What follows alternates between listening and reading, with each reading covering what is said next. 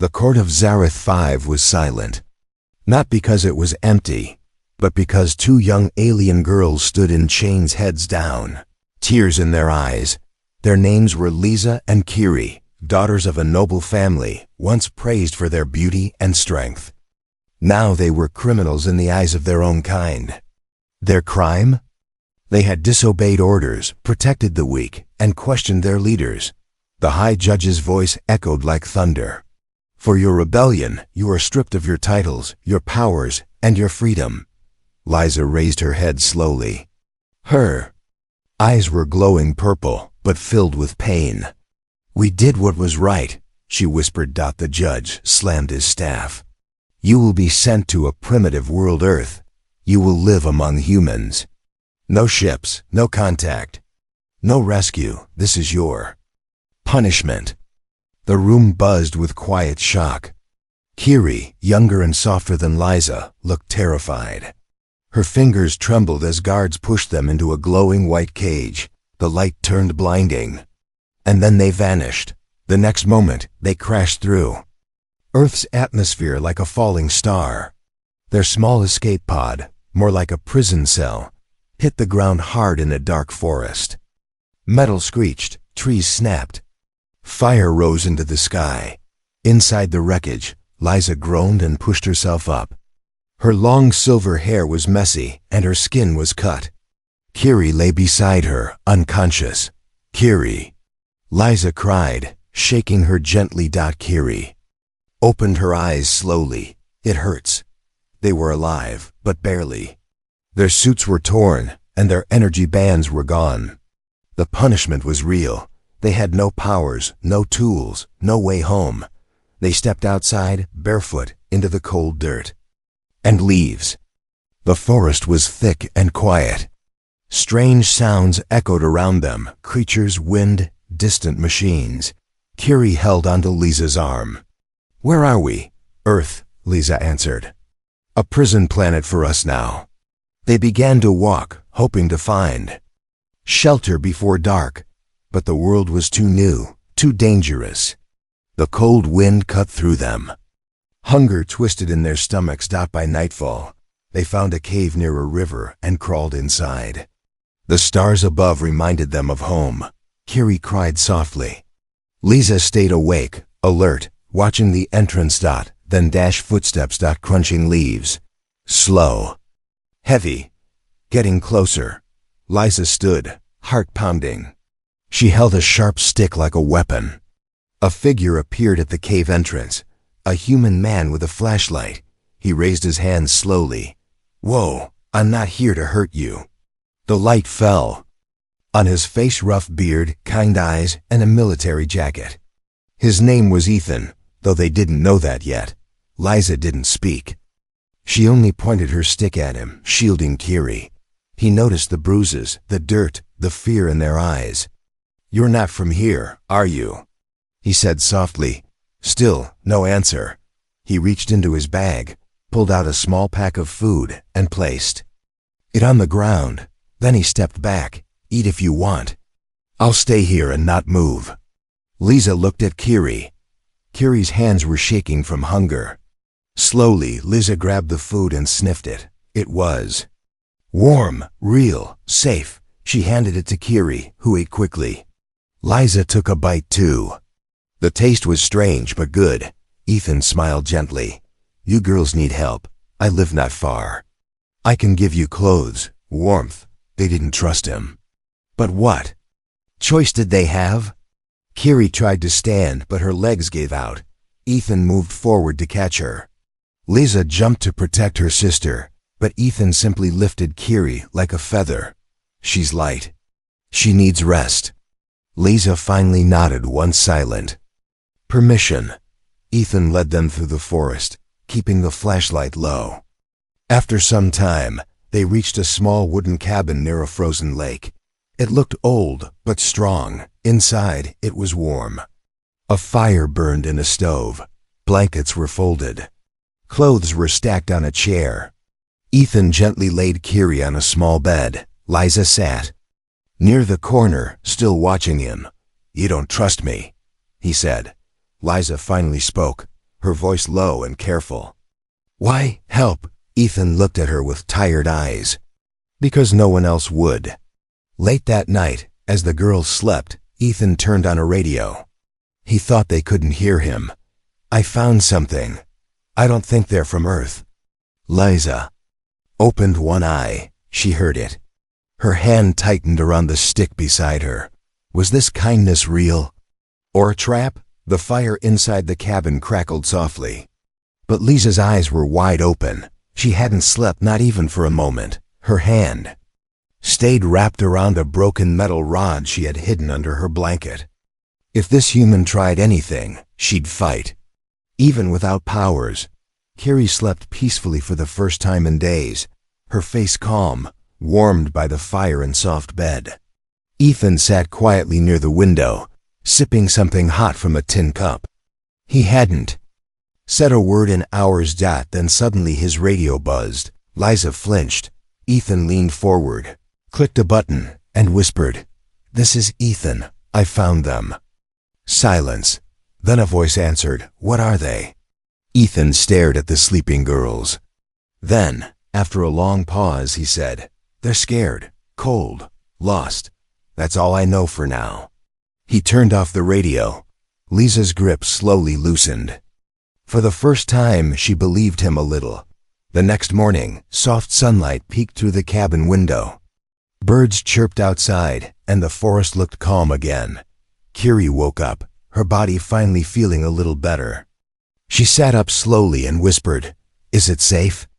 Liza nodded, her eyes on the fire. "For now." Ethan returned with a bowl of warm soup. He knelt beside Carrie's bed, placing it down gently. "Morning, this will help you feel stronger." Carrie blinked at him, unsure. He didn't push. He simply smiled and stood up, walking back to the kitchen area. Liza sat beside her sister and tried the soup first. It tasted odd, but comforting. She handed the spoon to Carrie. Carrie whispered, "Why? Is he nice?" Liza had no answer. Outside, Ethan chopped wood. Each swing of his axe was slow and steady. Not once did he glance back at the window.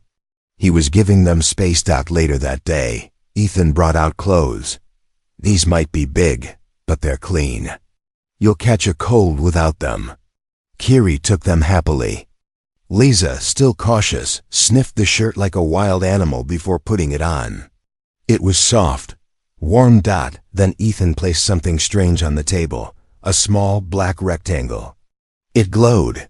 "This is a communicator," he said. "It translates language. Maybe it'll help us talk better." Carrie touched it first. The screen lit up and began scanning her voice. A few minutes later, she spoke again, and the translator repeated in perfect English, "Thank you, Ethan." He smiled wide. "You're welcome." Liza stared at him. Most humans, according to alien history, were selfish, violent, and weak. But this one felt different. Not dangerous, not cruel. Just human. Days passed. The girls slowly adjusted. Carrie liked painting on the wooden walls using burned sticks. Strange glowing flowers, stars, and animals from their world appeared like magic under her hands. Ethan gave her paper and color pencils. "Let your memories out," he told her.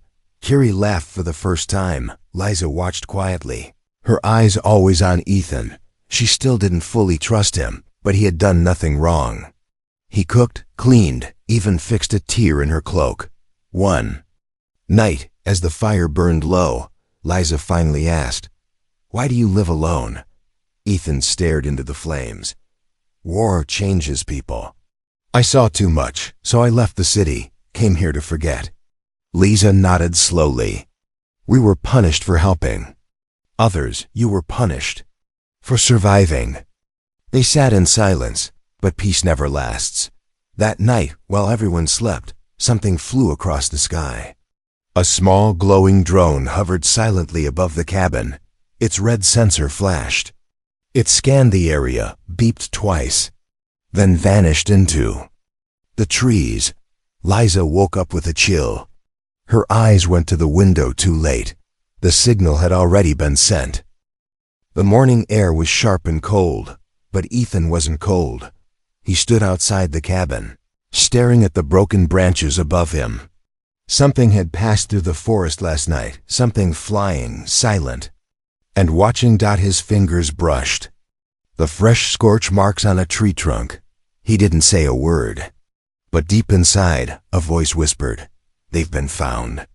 Inside, Liza woke up with a strange feeling in her chest. Not pain, not fear, something else, a memory of the court, of chains, of Kiri screaming as guards pulled her away. She shook it off. Kiri was safe now, sleeping, dreaming of glowing flowers and warm soup.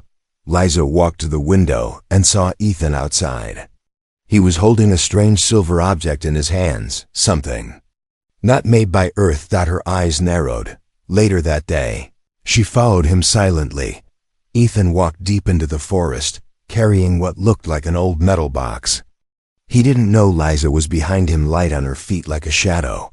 He stopped near a pile of rocks. Gently, he moved them aside and revealed a hidden storage hatch. It opened with a hiss of pressurized air. Inside, alien technology, Liza's breath caught. Old plasma cores, a damaged translator hub, even a broken weapon with royal markings. "He's not normal," she whispered. "He's been hiding this." Ethan suddenly turned. "You followed me." She stepped out, face hard. "You lied." He raised his hands, calm. "I never lied. I just didn't say everything." She looked at the weapon. "Where did you get that?" He took a deep breath. "A ship crashed here, years ago. I was still a soldier. I tried to help, but only one alien survived. She died in my arms. I kept this to remember her." Liza didn't speak for a while. Her voice was soft when she finally said, "You buried her?" Ethan nodded. "Right here." He stepped aside to show a small, hand-carved stone marked with alien symbols. Flowers were growing around it. "No one deserves to die alone," he said. Something broke inside Liza, a wall. Back at the cabin, Kiri was drawing again. This time, not stars, not home. She was drawing Ethan. His beard, his jacket, his smile. When Liza came back, she saw the drawing and didn't scold her. She simply sat beside her sister, thinking about the grave, the story, the kindness. That night, Ethan lit the fire again. They all sat together, finally close. Kiri told stories of their planet through the translator. Liza watched Ethan's reactions, wondering if he really meant every gentle word, every soft glance. He asked, "What did you do to be sent here?" Liza replied, "We refused to let children be used in war. We broke a law, but saved lives." Ethan looked at her with quiet pride. "Then I think you were never criminals. Just heroes no one understood." But outside the cabin, in the dark trees, a red light blinked again. The same drone from before had returned. This time, it wasn't alone. 3 shadows stood behind. Alien hunters, tall, armored, silent. One of them pointed toward the cabin and said coldly, "Prepare the net. We retrieve the exiles tomorrow." The owl stopped hooting. The forest, alive with sound just moments ago, turned quiet, too quiet. Ethan, sitting by the fire inside the cabin, suddenly looked up. His instincts kicked in, those old war instincts that never really died. He stepped out onto the porch, scanned the trees, and listened. Nothing. But something was watching. Far above the earth, hidden behind clouds, a sleek alien ship hovered without making a sound. Inside, 3 enforcers from the Zareth Empire stood before a glowing map. Their helmets covered their faces, but their voices were sharp. "Subject Liza, located. Subject Kiri, located. Human interaction, confirmed." The leader growled, "We retrieve the fugitives. Kill the human if he resists." The ship descended slowly, becoming a starless shadow above the treetops. Back on the ground, Kiri was dreaming again about stars, her mother's voice, and the soft rain on her homeworld. She didn't know that outside the cabin, Death had arrived. Ethan checked his rifle. He hadn't touched it in years, but something deep inside told him tonight would not be peaceful. Liza stood behind him, her silver eyes locked on the sky. "You feel it too," she said quietly. He nodded. Suddenly, a sound like ripping wind cut through the air fume. They looked up. A black shape was falling fast toward them. Crash! The ground shook as something landed in the clearing just outside the forest. Trees bent from the force. Animals ran. The air turned electric. Ethan ran to the edge of the forest, with Liza at his side. They crouched low behind a rock. A black pod hissed open. 3 tall armored figures stepped out. Enforcers. Not diplomats.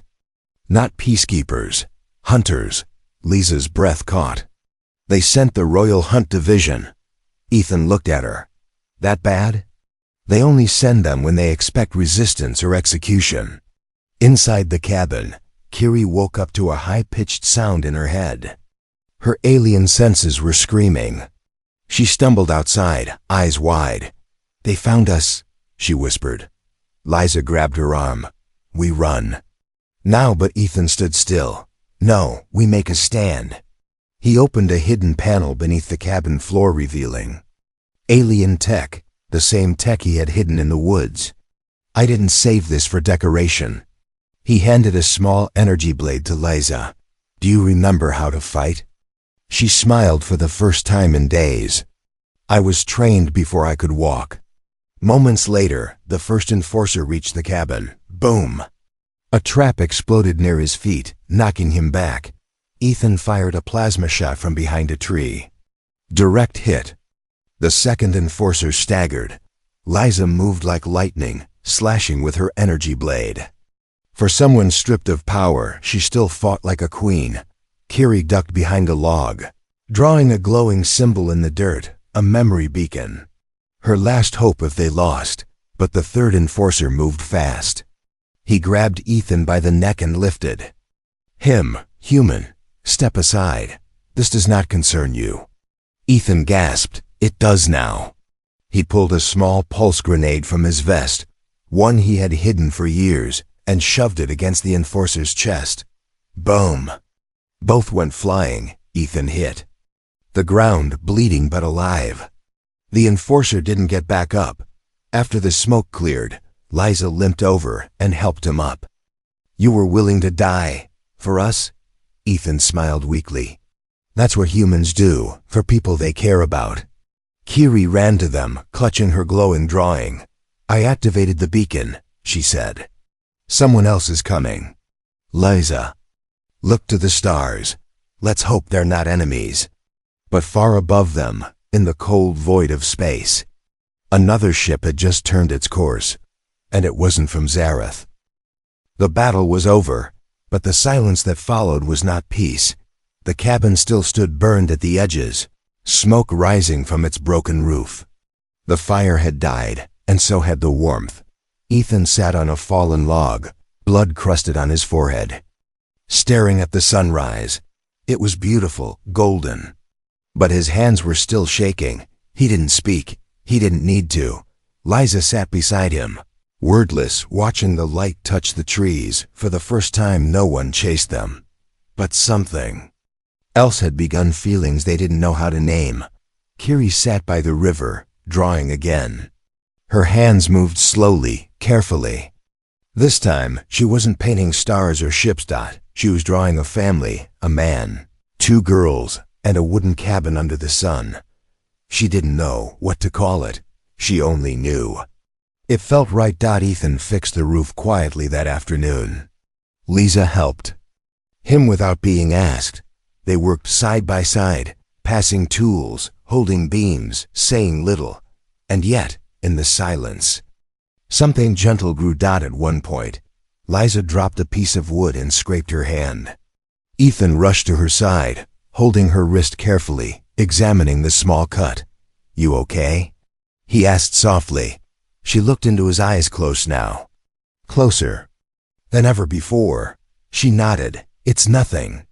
But the way he touched her, not as a prisoner, not as a threat, but as someone who mattered. She pulled her hand back quickly, heart racing. Ethan just smiled and returned to work.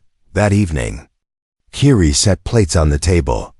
They were cracked and mismatched, but they were theirs now. They ate in quiet joy. Halfway through the meal, Kiri looked up and asked, "Do humans keep others forever?" Ethan blinked. "What do you mean?" Lisa answered for her, eyes low. "In our world, everything is temporary. Even family, even love." Ethan leaned forward. "Not here. Not with me." Silence again, but this time it was full of warmth. Later that night, after Kiri had gone to sleep, Lisa stepped outside. The stars were bright, and the forest was calm. Again. Ethan followed her quietly. She didn't look at him. "You risked your life for us," she said. "I would again," he answered. "But why?" Her voice cracked slightly. "We're nothing. Stripped of our names, our powers, we are worthless now." Ethan stepped closer, his voice steady. "You're not nothing. You're brave. You're kind. You protected your sister.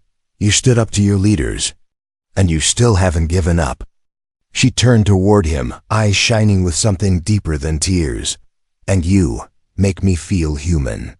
She didn't wait. She kissed him softly, like a whisper. Then she stepped back, breath shaking. Her hands curled tightly. "I'm sorry," she whispered. "That was wrong." Ethan gently touched her hand. "No, that was real."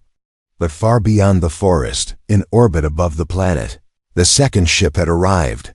This one carried royalty, and they weren't here for a fight. They were here for a choice. The sky cracked open at dawn. A glowing ship, smooth like glass and quiet as falling snow, broke through the clouds above the forest. No fire, no war drums. Just silent presence power wrapped in calm. Kiri was the first to feel it. She woke up trembling. Her voice shook as she whispered, "They've come. But not to take us. They want to talk." Lisa ran outside, heart pounding. She already knew. The symbol on the ship's side shimmered in gold. The royal crest, her family's crest. The ship didn't land with thunder. It hovered above the clearing. And a ramp unfolded slowly, like a bridge between two worlds. 3 figures stepped out, diplomats, not soldiers. Their robes moved like silk in the breeze. Their eyes were sharp, but their hands were empty. The leader, a tall alien woman with silver markings on her skin, spoke in a calm voice. "Liza, Kiri, you are summoned by the High Seat. The Council has reversed the exile." "You are free," Kiri gasped.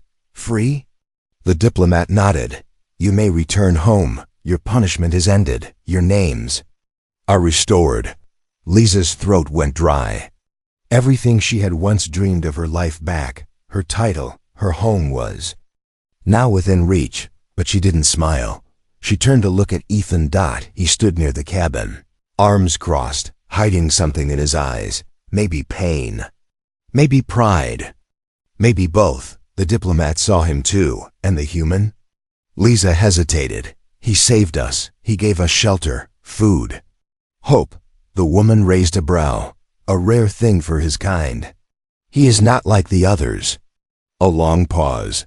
Then came the words Lisa wasn't ready for. "You may come home, but only alone. The human cannot enter Zareth space." Kiri's voice broke. "We can't leave him." The woman's voice remained cold. "That is the price. One world, or the other." Inside the cabin, Ethan packed a small bag, tools, medicine, dried food. He wasn't going to beg. He wasn't going to stop them, but his hand trembled when he folded Lisa's old cloak. He pressed it to his chest. Just for a moment. Then set it down. Lisa found him sitting outside again, the same log, the same sky. But everything had changed. She stood in front of him, silent. He finally asked, "You going?" She didn't answer. He nodded anyway. "You should. It's your home." She sat beside him, close but not touching. "It was once," she said. "But it never felt like this." Ethan didn't move. You don't owe me anything, Liza. She turned to him, voice low. What if I want to stay? He looked into her eyes, then quickly looked away. Then I'll spend the rest of my life protecting you, both of you. Her hand reached for his. I choose you, Ethan. But before anything more could be said, the ship above glowed again. A countdown began. 10, 9, 8. The offer would vanish, forever. Kiri cried in the trees. She didn't want to lose her home. But she didn't want to lose him. Suddenly, her wrist device blinked. An old message stored in the system played. Their mother's voice. Wherever love lives, there is home. Never follow the stars, follow your heart. Kiri wiped her tears. I choose my heart. The countdown ended. The ship waited. But no one came. It blinked once, then vanished back into the clouds, carrying the past with it. Ethan stood there, stunned. You stayed. Liza nodded, her voice firm. We're not exiles anymore. We're just home. The stars looked different now, not because they had changed, but because Liza had. She stood barefoot in the grass, the wind brushing through her silver hair, her hands warm around a steaming cup of earth tea. No golden crown, no glowing weapons, no titles. And yet, she had never felt more alive. This was not exile. This was not punishment. This was home. Ethan was fixing a fence nearby, hammer in one hand, nails in the other. Sweat rolled down his brow, but he worked with quiet joy. Kiri danced around him, tying flowers to the fence posts and singing in her native tongue. She no longer cried in her sleep. She no longer feared every shadow.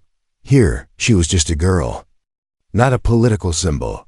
The cabin had changed to new walls, new roof. Kiri's drawings now covered every inch inside. Earth trees mixed with glowing alien vines they planted from seeds hidden in Lisa's belt. Life had returned to the forest. And to them, that night, as the stars filled the sky again, Ethan sat by the fire with Liza beside him, and Kiri curled up under a blanket nearby. You miss your people? He asked softly. Liza didn't answer right away. Then she looked at him with calm, steady eyes. No, my people are here now. Kiri stirred and mumbled sleepily. Is this paradise? Ethan chuckled. Close enough. Liza whispered. Paradise isn't a place, Kiri. It's people. Suddenly, a sound echoed from the woods, a familiar clicking hum. Ethan grabbed his old plasma rifle, still just in case. From between the trees came a small four-legged alien creature with shimmering fur and a goofy smile. Kiri gasped. A virulent pup from our world. Liza blinked in shock. The creature ran up to her and dropped a tiny capsule at her feet. A blue light blinked. She picked it up. It was a message pod. She opened it. A soft hologram appeared. The face of her mother. The queen, now older, but with gentler eyes. To my daughters, the message said. You chose your path. And perhaps you were right to do so. I see now the punishment we gave you became your greatest freedom. You are no longer exiles. You are the future. If you ever wish to return, the stars are open to you. The message ended. Silence followed. Ethan looked at Liza. So, what now? She smiled, kissed his cheek, and leaned against his shoulder. Now? We live in that tiny cabin on the edge of a human forest, once a place of exile. Now bloomed something far greater than kingdoms or battles. Love.